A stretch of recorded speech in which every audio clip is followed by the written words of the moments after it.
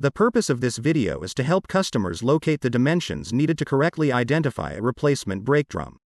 Web Service Bulletin number 140 can be used to help identify the correct dimensions. Locate this bulletin by navigating to webwheel.com. Click on the search button in the top right corner and simply type SB140 and press enter. Click on the service bulletin and use this as a guide to measuring your brake drum. The following dimensions must be measured to correctly identify a replacement drum. Pilot diameter. Note: select brake drums are offered with a stepped or secondary pilot feature to help the drum center on the hub. When measuring brake drums with a secondary pilot, the inside pilot diameter should be measured. Bolt circle diameter. Bolt hole size and number of bolt holes. Overall height. Brake surface diameter.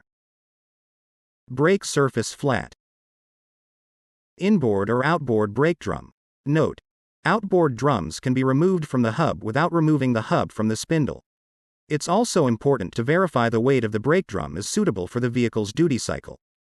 Once you have your recorded measurements, use Webb's digital online catalog to find a replacement drum number, or contact Web Wheel Products for assistance.